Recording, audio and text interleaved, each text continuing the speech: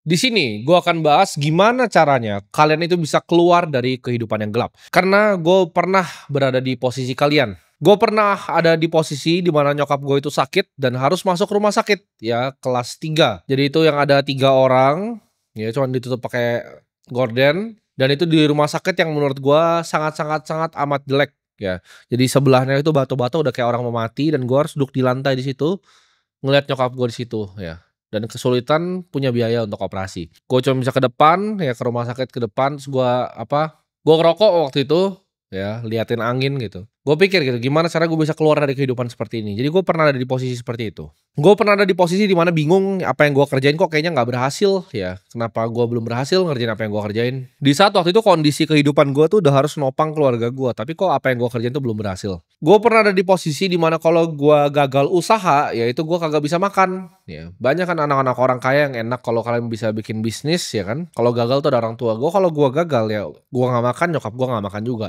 Jadi nggak ada tuh kata gagal tuh di kamus gue nggak ada.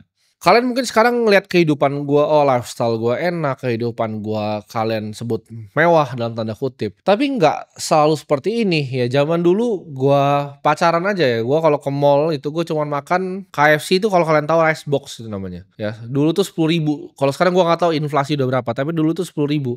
Gue harus milih antara gue mau makan rice box KFC atau nonton film yang 20.000. Jadi antara makan 10.000 apa nonton film 20.000 itu nggak ada pilihannya lagi. Gue nggak dari dulu ya. Gue kayak bisa kayak sekarang makan gak lihat harga, enggak ya. Gue dulu selalu sebelum ke restoran tuh bahkan gue harus cari tahu dulu harganya apa. Jadi gimana caranya gue pesen yang murah biar ceweknya bisa pesen yang apa lebih enak. Jadi gue pernah ada di posisi seperti itu dan itu rasanya sangat tidak enak. Jadi gue nggak ngomong di sini sebagai orang yang udah mulai posisi hidupnya dari posisi yang udah di atas. Karena kalau kayak begitu ya nggak ada saran yang gue bisa sampaikan ke kalian karena gue nggak pernah berada di posisi kalian ya. Gue pernah di posisi cuman makan Indomie setiap hari ya sampai sekarang makanya gue suka makan Indomie di kantor. Gue tadi barusan makan Indomie karena dulu gue pernah ada fase yang gue bisa makan cuma Indomie doang. Nah buat kalian yang benar-benar mau keluar ya dari kehidupan yang gelap, dengerin video ini karena gue udah pernah di situ ya. I've been there and done that gitu. Dan gue bisa buktiin ya dengan ketekunan ya bisa sampai sekarang bisa mendapatkan kehidupan yang lebih layak. Rahasia dari game yang namanya hidup ini adalah gue sebut tuh showing up ya atau lu datang gitu. Artinya, setiap hari show up ya, misal lu punya pekerjaan apapun yang lu kerjain, setiap hari show up. Lu jualan sate setiap hari show up, lu jualan cilok setiap hari show up. Lu jadi videographer kayak setiap hari show up ya. Selalu on time, selalu datang setiap hari. Jangan pernah absen satu hari pun ya dari apapun yang kalian kerjakan. Untuk mencapai kesuksesan itu dibutuhkan ya kegigihan dan juga yang gue bilang tadi showing up setiap hari. Gue itu selama 10 tahun ya, gue nggak pernah skip kerja satu hari pun. Mau gue sakit, mau gue DBD, mau gue tipes. Apapun yang pernah terjadi di hidup gue itu gue tidak pernah skip kerja. Malam tahun baru 2024 gue kerja. Ya orang pada nonton kembang api gue kerja. Kalian bisa tanya semua karyawan yang pernah kerja sama gue itu biasa gue chat tuh dari jam berapa sampai jam berapa time frame-nya. Jam 4 pagi, jam setengah 3 pagi, jam 2 pagi ya. Jam 9 udah gue telepon lagi. Jam 10 udah gue telepon. 24 jam ya. Untuk otak ini mikirin kerja itu 24 jam. Gue gak pernah skip satu hari pun. Gue itu tidak punya hobi apapun ya. Jadi yang hobi gue kalau katanya hobinya apa? Apakah main basket, apakah main tenis, apakah main pedal itu hobinya apa? Hobinya adalah kerja ya teman-teman. Gue gak pernah punya kesenangan lain selain berhasil di apa yang gue kerjakan. Hidup gue itu cuman kerja. Kalian mau ngomong ada work life balance? Nggak ada ya, gue nggak punya yang namanya work life balance. Kalau tanya kerjanya sampai jam berapa, biasa gue kerja itu biasa sampai jam 3 pagi ya, bangun gue jam 9 biasanya 9 atau 10. Jadi gue bukan tipe orang yang gue bangun paling pagi, nggak juga ya. Gue bangun jam 9 jam 10 tapi gue kerja sampai jam 3 pagi itu setiap hari tanpa bolong, setiap hari selama 10 tahun terakhir gue nggak pernah skip. Ini rahasianya, gue sebut ya. Kenapa showing up ini rahasianya? Karena gini, hidup itu kadang kasih kalian hoki. Contoh, lu kalau konten kreator, lu bikin konten setiap hari, sehari, 1 hari, 2 hari, 3 hari, 4 hari, 5 hari. Yang nonton nggak? Nol, nol, nol, nol, nol. Tapi mungkin kalian dapat hoki ada satu video lu yang tiba-tiba 1.000 yang nonton. Tapi kalau lu show up bikin setiap hari, hari pertama, hari kedua, hari ketiga, hari keempat, hari kelima, hari hokinya tuh pasti akan datang. Kalau selama 10 tahun ini lu show up setiap hari di apa yang lu kerjain, hari hokinya akan datang ke lu. Tapi kalau lu skip malas, satu hari lu lagi malas, itu lagi hari hoki lu tapi lu gak kerja. Nah, makanya hidup lu sial terus. Hoki itu pasti datang kalau lu kerjanya setiap hari tanpa alasan. Ya, kalau lu secara sadar, ya secara pikiran lu, secara sadar bahwa lu pengen show up setiap hari, lu pengen improve diri lu jadi lebih baik setiap hari, lu pengen jadi pribadi yang lebih baik setiap hari. Sukses tuh nggak mungkin nggak datang ke lu. Nah, kalian harus belajar untuk stop dengerin orang yang di bawah atau selevel dengan kalian. Lu di tempat gelap, stop dengerin orang di tempat yang gelap. Karena mereka kan cuman kasih skeptis ke otak lu. Contohnya lu bilang lu belajar di sini, lu cerita ke teman-teman lu. Teman-teman lu akan bilang apa? Oh dia anaknya orang kaya, oh dia mulainya nggak dari nol, ya dulu dia ada backup, nggak ada. Orang kaya yang sukses sebelum umur 30 tahun kalau orang tuanya nggak kaya ada dan banyak ya. Statistik tuh bilang miliuner ya 80% di dunia ini itu self made dan bahkan mulai dari minus bukan dari nol. Banyak yang mulai dari bahkan punya utang orang tuanya yang dibebanin ke dia itu mulainya nggak dari nol. Dan nyatanya hampir semua konglomerat itu mulai dari nol teman-teman. Kalian bisa pelajarin kok, kalian tracking aja semua grup-grup besar yang ada di Indonesia, grupnya Salim. Zaman dulu itu mulai dari nol gitu grupnya. Sinarmas juga mulai dari nol. Astra juga mulai dari nol. Semua grup-grup besar yang lu tahu di Indonesia itu semuanya mulai dari nol. Lu ketika nanti sudah jadi orang yang di atas ya udah bukan di kehidupan yang gelap, lu ngeliat orang-orang yang di bawah ini lu akan bingung kenapa mereka nggak coba. Dan orang-orang yang di bawah ini yang gue bilang makanya kalian jangan dengerin orang-orang di bawah ini akan cuma ngomong seperti ini. Oh gue udah coba yang terbaik kok, gue udah coba yang terbaik, tapi mereka bohong. Gue nggak percaya ada orang yang coba yang terbaik di dunia ini terus nggak berhasil. Dia bilang, oke, gue bikin sesuatu nih, ya kan, gue mau jualan online atau gue mau ngapain lah, ya kalian pikirin itu. Gue udah coba yang terbaik kok, cuman gue nggak hoki aja kayak dia, gue nggak hoki aja kayak dia. Gue udah kerja keras dari pagi malam, bohong, ya. Lu barusan bohongin diri lu sendiri dan lu bohongin gue di sini.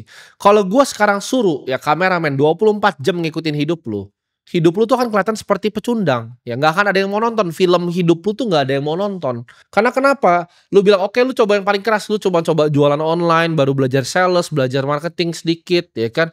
Baru bikin online shopnya di Instagram lu. Abis itu lu scroll rebahan, nonton TikTok. Lu nggak belum ke jalan tawarin orang di jalan.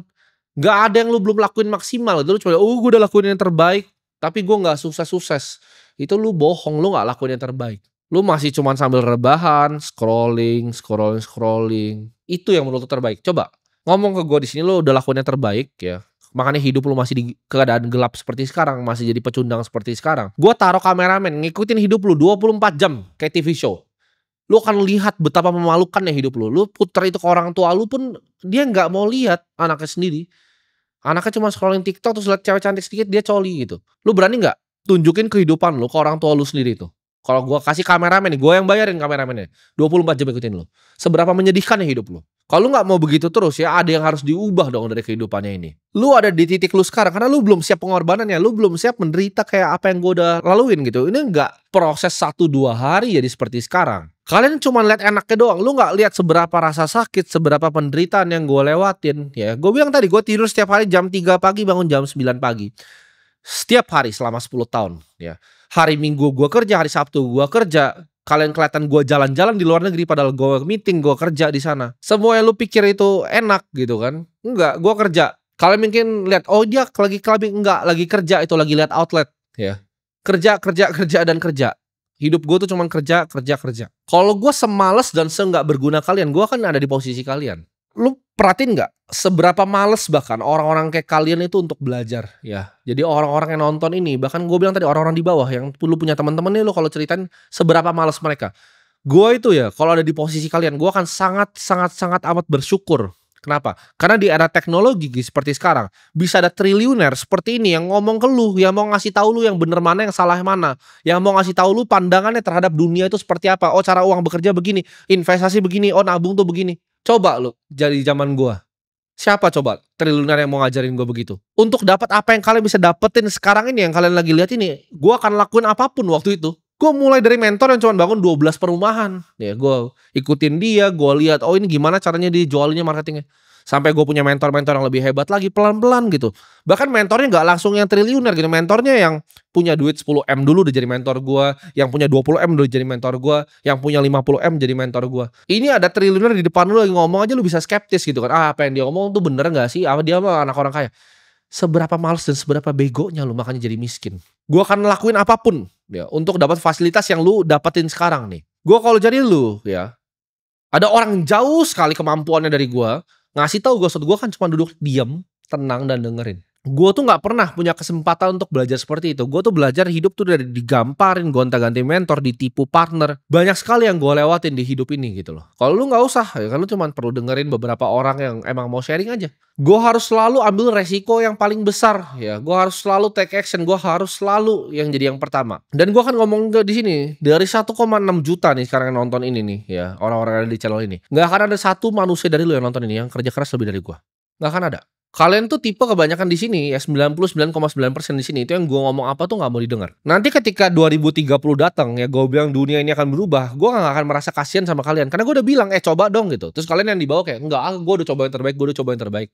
Tapi nyatanya bohong gitu. Kalian nggak coba apa-apa. Gue suruh belajarin dong industrinya, belajar ya industri kripto, belajar ya industri AI, belajar ya renewable energy itu apa aja gitu karena fossil fuel ke depannya akan berubah. Nggak mau denger, ya kan masih scrolling aja TikTok nonton yang lain. Gue bahkan outline di banyak video gue. Contoh ya, lu buka video ini tanggal berapa, lu buka cari video 2 bulan lalu. Di situ gue bilang ke kalian, oh ini alokasi portofolio sebagai investasi kalian begini ya.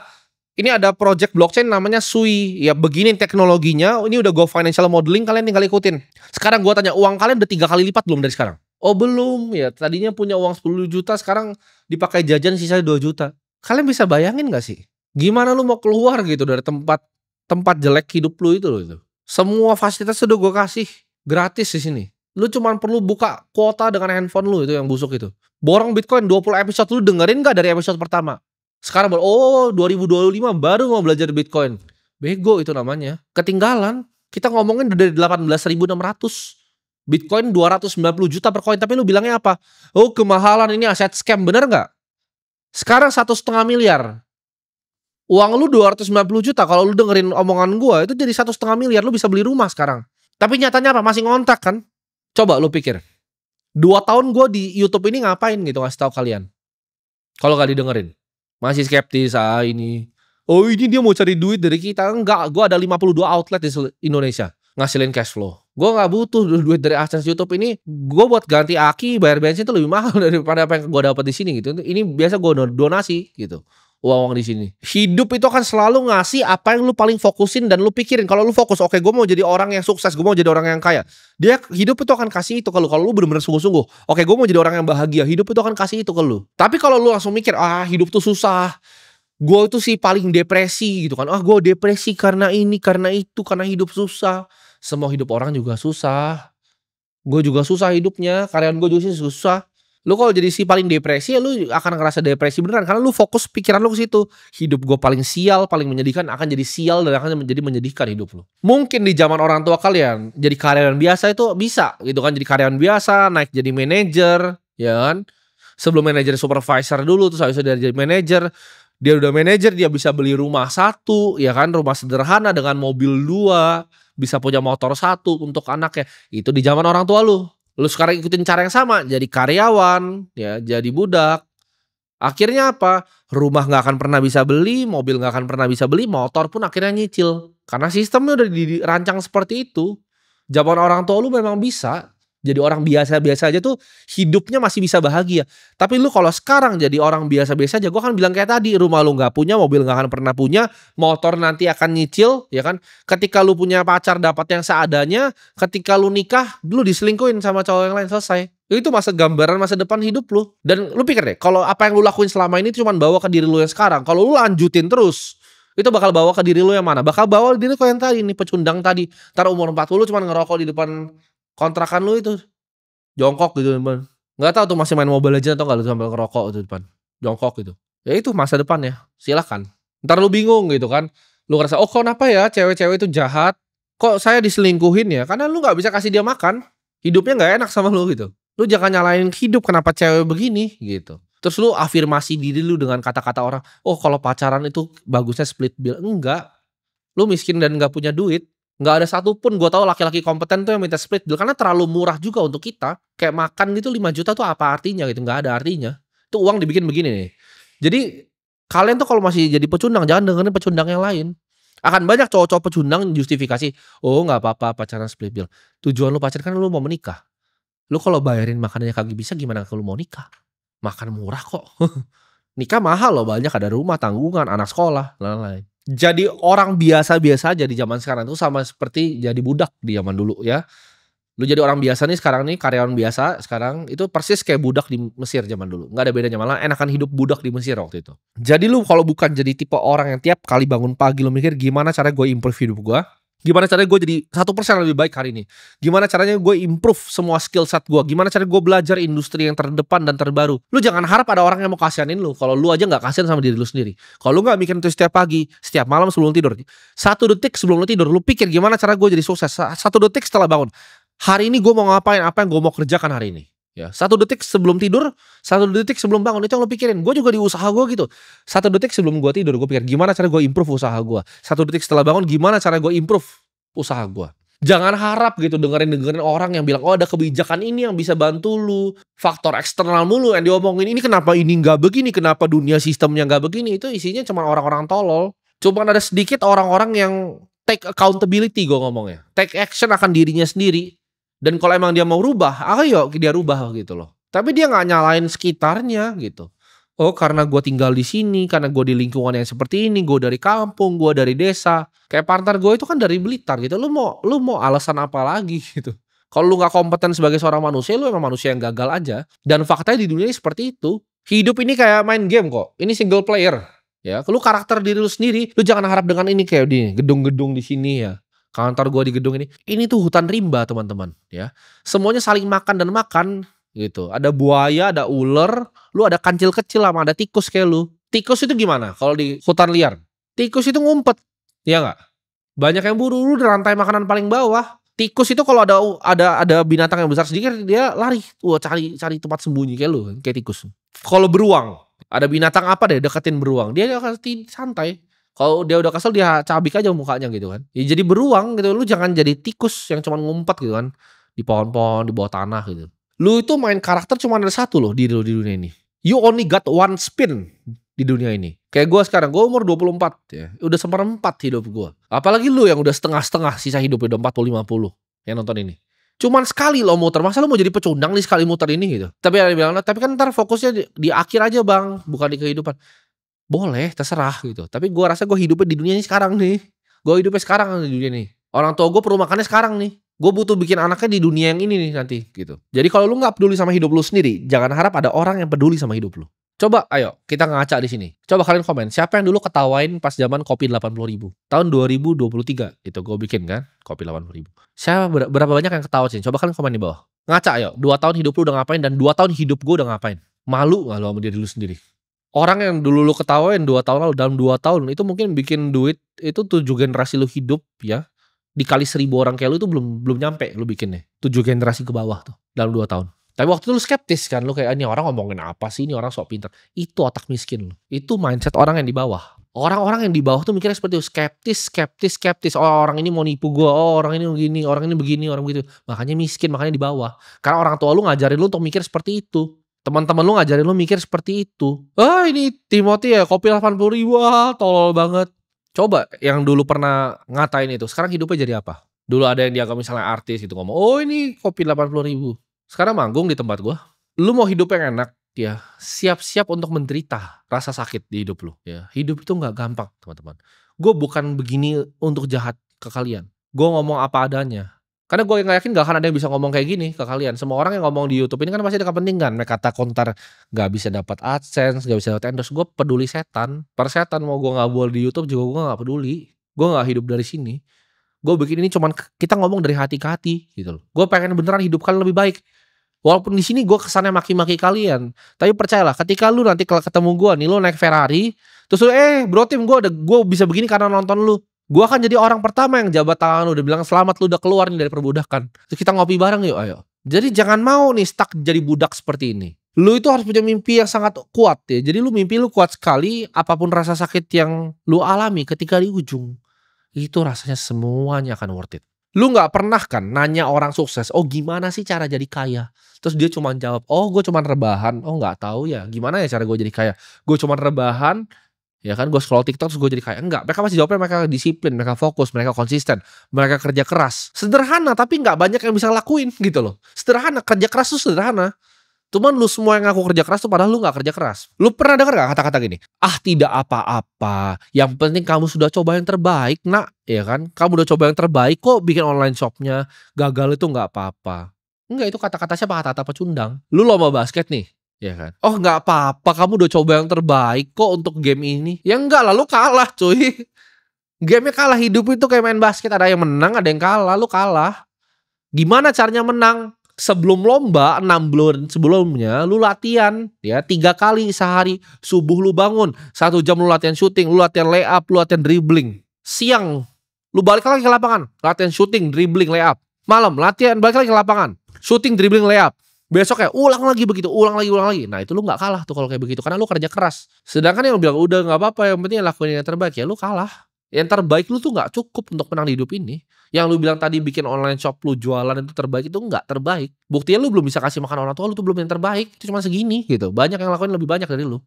Biasa aja. Gua itu dari dulu punya mimpi dan tujuan yang sangat jelas ya. Ketika gua udah tahu arah hidup gua kemana, gua nggak pernah ragu dan gua kejar dengan semua kemampuan gua. Yang dulunya orang bahkan ragu ketika gua cerita, "Oh, gua mau gini begini begini begini." Orang dulu ragu. Tapi sekarang ketika gua bilang ini, 5 tahun lagi gua akan bikin gedung. Orang sekarang udah mulai mikir, "Oh, ini beneran nih." Kalau dulu orang ragu ya, "Masa sih anak ini, masa sih?" Nah, lu jadiin keraguan orang-orang di sekitar lu, itu jadi semangat buat lu untuk buktiin mereka semua ini salah. Lu fokus ya bener-bener coba yang terbaik, lu pelajarin industri yang gue selalu ngomong, ulang, ulang, ulang, ulang, ulang. Lu pelajarin dengan segenap hati lu show up setiap hari, lu lakuin yang terbaik. Anggap hidup lu tuh ada kameramen yang ngikutin lu 24 jam. Nanti itu video itu semua akan diputar ke anak lu. Apakah itu hidup yang lu mau kasih dia nonton atau lu malu sama kehidupan diri lu sendiri? Jadi itu cara framework mikirnya. Itu gue pinjam dari Charlie Munger tuh, invert thinking. Ya pikir kebalik. Lu malu nggak hidup lu kayak begitu? Ada kameramen 24 jam ngikutin hidup lu. Apakah hidup itu lu mau pertontonan ke anak lu, ke orang lain atau tidak?